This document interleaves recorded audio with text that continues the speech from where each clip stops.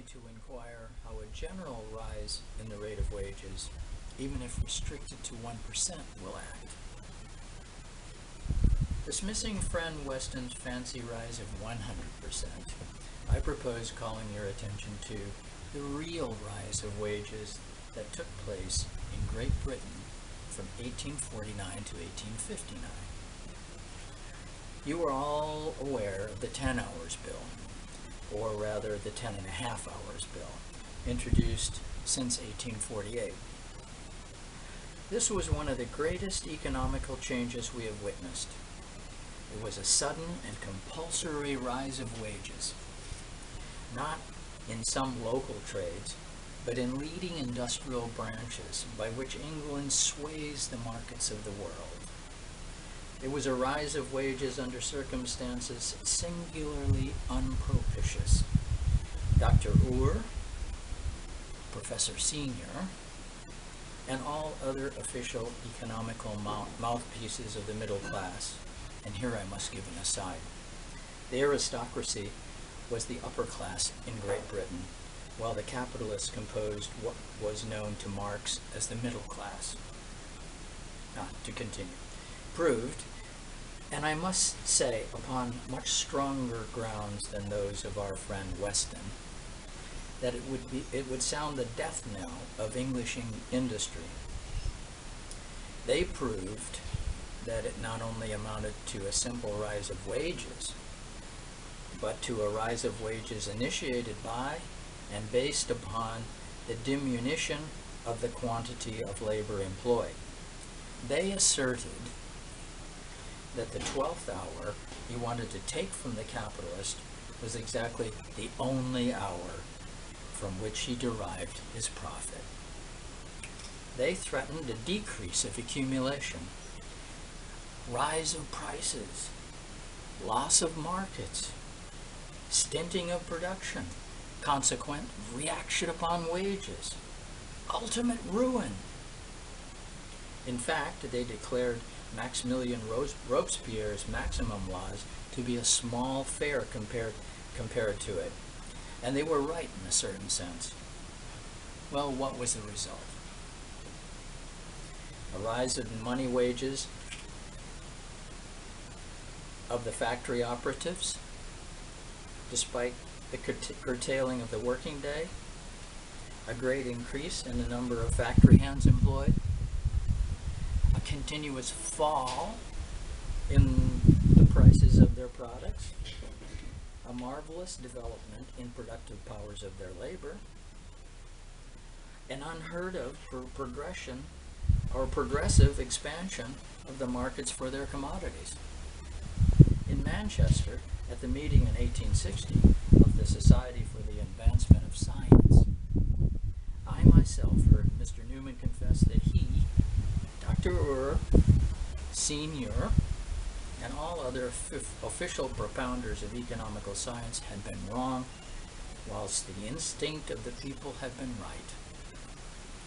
I mention Mr. W. Newman, not Professor Francis Newman, because he occupies an eminent position in economical science as the contributor to and editor of Mr. Thomas Tooke's History of Prices, that magnificent work which traces the history of prices from 1793 to 1856. If our friend Weston's fixed idea of a fixed amount of wages, a fixed amount of production, a fixed degree of the productive power of labor,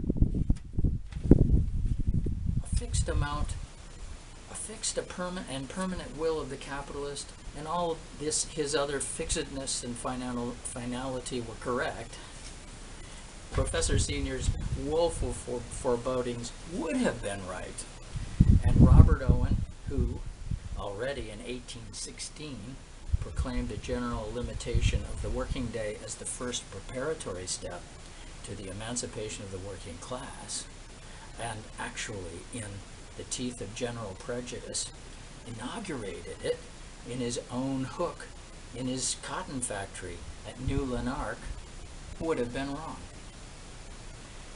In the very same period during which the introduction of the 10 hours bill and the rise of wages consequent upon it occurred, there took place in Great Britain, for reasons which would be out of place to enumerate here, a general rise in agricultural wages. Although it is not required for my immediate purpose, in order not to mislead you, I shall make some preliminary remarks.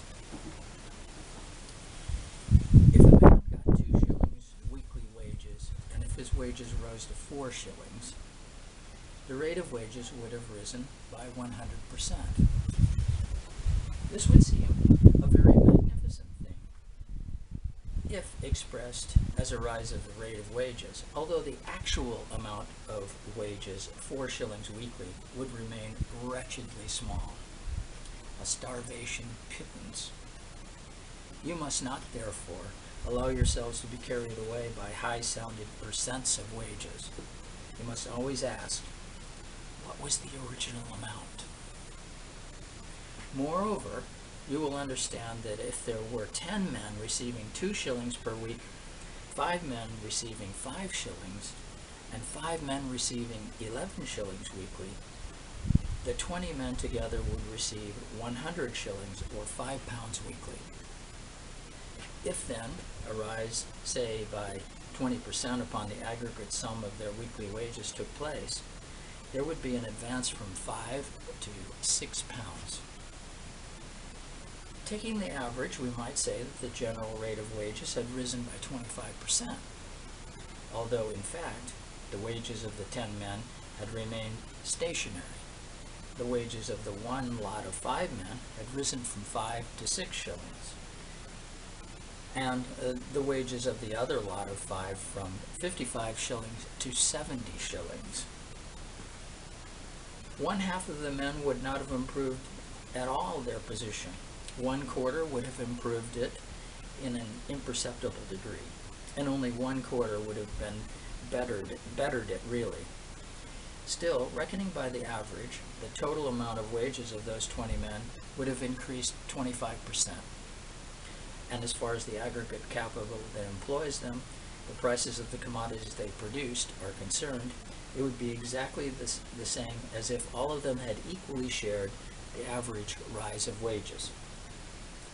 In the case of agricultural labor, the standard of wages being very different in different countries of England and Scotland, the rise affected them very unequally.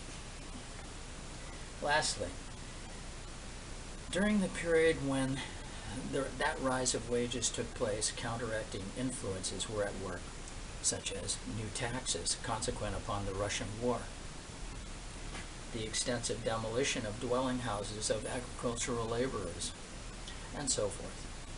Having premised so much, I proceed to state that from 1849 to 1859, there took place a rise of about 40% in the average rate of agricultural wages in Great Britain.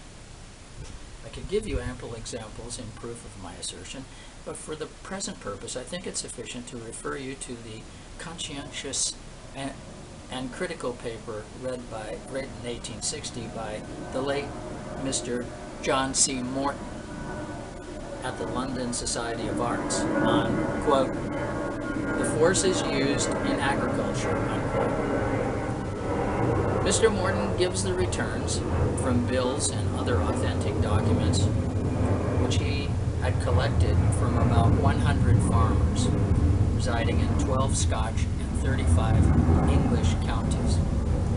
According to our friend Weston's opinion, and taken together with simultaneous rise of wages of factory operatives, there ought to have occurred a tremendous rise in prices of agricultural produce during the period of 1849 to 1859.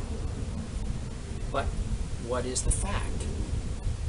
Despite the Russian war and consecutive unfavorable harvests from 1854 to 1856, the average price of wheat, which is the leading agricultural produce of England, fell from about 3 pounds per quarter for the years 1838 to 1848 to about 2 pounds 10 shillings per quarter for the years 1849 to 1859. This constitutes a fall in the price of wheat of more than 16%, simultaneously with an average rise of agricultural wages of 40%. During the same period, if we compare its end with its beginning, 1859 with 1849, there was a decrease of official pauperism from 934,419 to 860,470, the difference being 73,949, a very small decrease, I grant, and which in the following years was again lost, but still a decrease. It might be said, consequent upon the abolition of the Corn Laws, the import of foreign corn was more than doubled during the period of 1849 to 1859, as compared with the period of 1838 to 1848. And what of that? From Citizen Weston's standpoint, one would have expected that this sudden, immense, and continuously increasing demand upon foreign markets must have sent up the prices of agricultural produce there to a frightful height. The effect of increased demand remaining the same, whether it comes from without or from within. What was the fact? Apart from some years of failing harvests, during all that period, the ruinous fall in the price of corn formed a standing theme of declamation in France. The Americans were again compelled to burn their surplus. And Russia, if we are to believe Mr. Urquhart, prompted the Civil War in the United States because her agricultural exports were crippled by the Yankee competition in the markets of Europe. Reduced to its abstract form, Citizen Weston's argument would come to this: every rise in demand always occurs on the basis of a given amount of production. It can, therefore, never increase the supply of articles demanded, but can only enhance their money prices. Now, the most common observation shows that an increase in demand will, in some instances, leave the market prices of commodities altogether unchanged, and will, in other instances, cause a temporary rise of market prices, followed by an increased supply, followed by a reduction of the prices to their original level, and in many cases below their original level. Whether the rise of demand springs from surplus wages or any other cause does not at all change the conditions of the problem. From Citizen Weston's standpoint, the general phenomenon was as difficult to explain as the phenomenon occurring under the exceptional circumstances of a rise of wages. His argument had therefore no peculiar bearing whatever upon the subject we treat. It only expressed his perplexity at accounting for the laws by which an increase of demand produces an increase of supply instead of an ultimate rise in market prices.